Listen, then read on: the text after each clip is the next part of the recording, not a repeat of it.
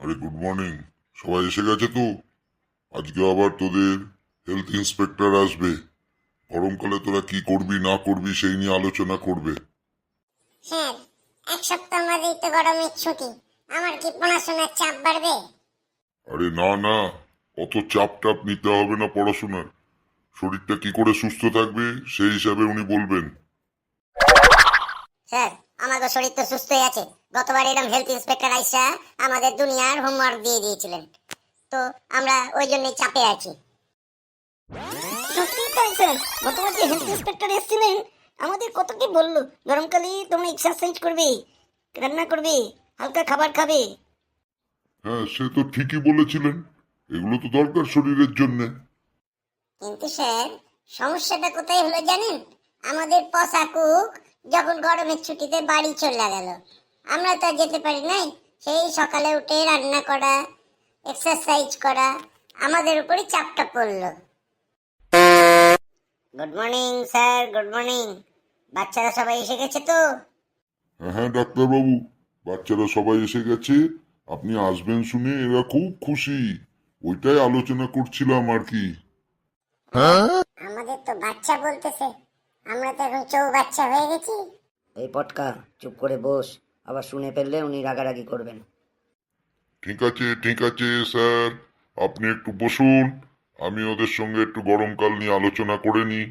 এ যা গরম পড়েছে। ঠিক আছে, তোরা বল, গরম সম্বন্ধে কি জানিস?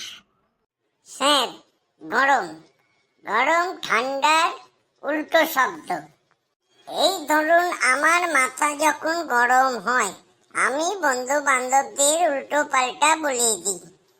তারপর আমার বাবার যখন মাথা গরম হয় তখন বাবা দু চার চড় আমার গালে কষা দেয়। তারপর যখন আমাদের পাড়ার কুত্তাটা গরম হয়ে যায়, ঘেউ ঘেউ করতে করতে যাকে তাকে কামড়াই দেয়। হ্যাঁ, গরম সম্বন্ধে আমি আরো অনেক জানি।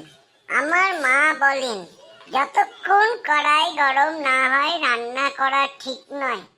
তাওয়াটা গরম না হলে রুটিটা সেকা ঠিক নয়।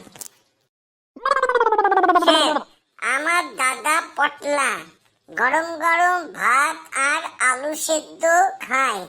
আমার বাবা গরম গরম মাছ ভাজা খেতে খুব ভালোবাসে। আমি যেহেতু হোস্টেলে থাকি, আমাদের পচা রাঁধুনি আমাদের সবাইকে গরম গরম দুধ দেয়। খুব ভালো লাগে স্যার গরম। আরে আমি তো এটা জানতে চাইনি। আরো ভালো করে গরম সম্বন্ধে কে বলতে পারবে? স্যার, আমি বলবো। বল বাবা হেগে, তুই বল। স্যার, গরম গরম রসগোল্লা খুব ভালো লাগে। আমি গরম জিলাপিটাও পছন্দ করি। গরমকালে আমরা কোনোদিন গায়ে জামা দিই না, কিন্তু প্যান্টটা লজ্জার জন্য পরে থাকতে হয়। স্যার, গরমকালে মাঝে মাঝে খুব ঝড় ওঠে। একবার সার্জায় মরু ঝড় উঠেছিল। আমাদের সচিন তেন্ডুলকর, উনি ওই ঝড়টার উদ্বোধন করেছিলেন। আরে সচিন তেন্ডুলকর মরুঝড় উদ্বোধন করেননি। উনি এমন ভাবে ব্যাটিং করেছিলেন পাকিস্তানের এগেনস্টে, সেই ম্যাচটা আমরা জিতেছিলাম। ওই ব্যাটিংটাকেই আমরা মরুঝড় বলি। কি করে জানবো স্যার? আপনি তো আমাদের এই বিষয়ে কোনো আলোচনা করেননি। আর আমরা মরুঝড়টা দেখতে যেতে পারিনি, কারণ আমরা ওই সময় খুব ছোটই ছিলাম। এ তো দেখছি আমি অর্ধেক পাগল হয়ে যাব এদের কথাবার্তা শুনে। স্যার, ঠিক বলেছেন, ঠিক বলেছেন। আমাদের হদল পাগল ওই জন্যেই গরমকালে পাগল হয়ে যায়।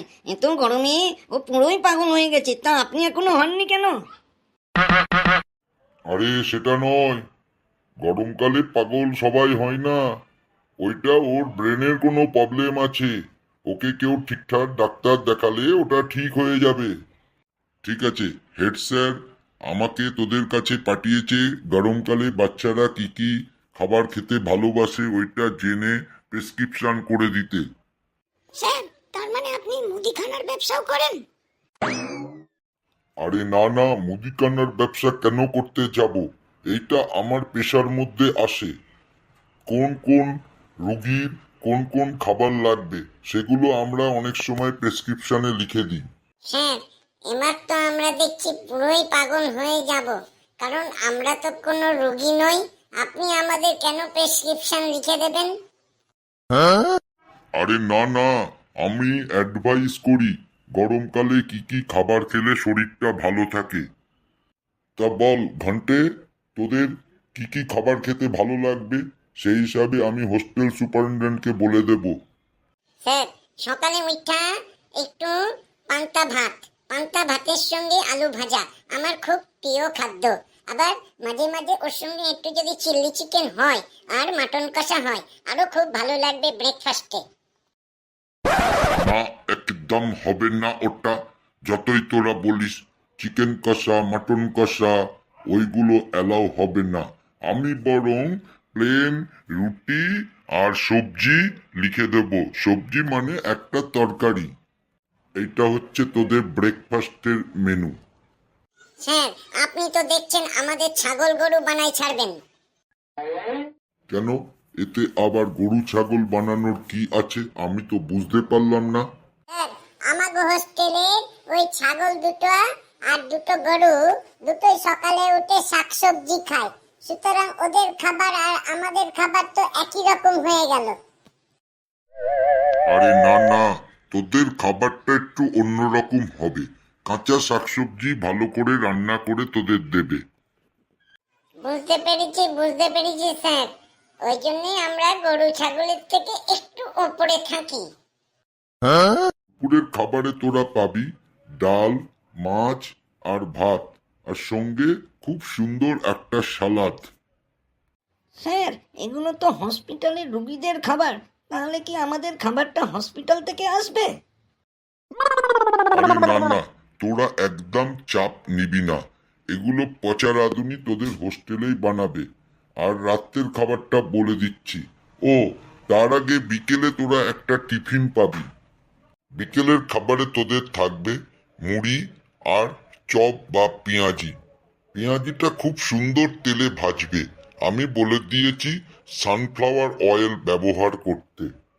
তাহলে কি স্যার এদের Maggi noodles sandwich bread toast এইগুলো সব বন্ধ থাকবে?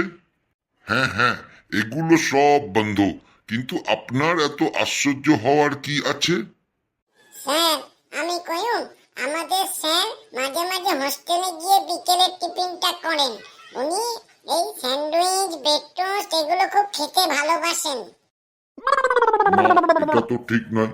আপনি বাচ্চাদের খাবার খেতে হোস্টেলে কেন যান? না, এটার মানে মানে হচ্ছে স্যার। বলুন বলুন স্যার, আপনি থামলেন কেন? মানে আমি মাঝে মাঝে যাই স্যার, প্রতিদিন যাই না, সত্যি কথা কইতেছি। হ্যাঁ স্যার, স্যার সত্যি কথাই বলতেছেন। শুধু সানডে মানে রবিবার ছাড়া প্রতিদিনই উনি যান। যা করেছেন আর করবেন না। বাচ্চাদের খাবার খেতে কোনোদিন আপনি হোস্টেলে যাবেন না, বুঝতে পারলেন স্যার? ঠিক আছে স্যার, আর যাব না আমি। হ্যাঁ, তো কোথায় যেন আমি দাঁড়িয়ে গেলাম? ও, বিকেলের টিফিন অবধি। এরপর তোদের রাত্রের খাবারে থাকবে স্যার, একটু ভালো খাবার দেবেন, একটু চিকেন কষা বা মাটন কষার সঙ্গে ফ্রাইড রাইস বা বিরিয়ানি মাঝে মাঝে। আর কি এটা একেবারে অ্যালাউ করেননি হেডমাস্টার। বলেছেন আপনি যেটা ভালো বুঝবেন সেটাই করবেন। আমারও তো চাকরির ব্যাপার আছে। রাতের খাবারে তোদের থাকবে ভাত, আলু ভাজা আর ডাল, সঙ্গে একটা খুব সুন্দর সবজি। ঠিক আছে স্যার, কিন্তু এই গরম কতদিন অবধি? এই তো 25-এর নিচে নেমে গেলেই তখন গরম আর ধরা হবে না। আবার খাবার দাবার সব নর্মাল হয়ে যাবে। কিন্তু স্যার, আমরা তো সময় 25-এর নিচে। আমার বয়স তো মাত্র 9। আমরা তো 25-এর নিচেই আছি। আরে বোকা, 25-এর নিচে মানে হচ্ছে 25 ডিগ্রি সেন্টিগ্রেড তাপমাত্রা। বাইরের আবহাওয়ার যে তাপমাত্রা 25 ডিগ্রি সেন্টিগ্রেডের নিচে যখনই নেমে আসবে তখনই তোদের খাবার আবার নর্মাল হয়ে যাবে। বুঝতে পারলি? ঠিক আছে, আজকে এই অবধি। স্যার, আমি চললাম, বাচ্চাদের ছেড়ে দিন। ওদের অনেক দেরি হয়ে গেছে হয়তো। গিয়ে রেস্ট করুক। ঠিক আছে স্যার, থ্যাংক ইউ, আপনাকে অনেক ধন্যবাদ। বাচ্চারা অবশ্যই আপনার পরামর্শ মেনে চলবে। ঠিক আছে, আজকে তোমরা যাও, কালকে আমরা এই ব্যাপারে আরো অনেক বেশি আলোচনা করব।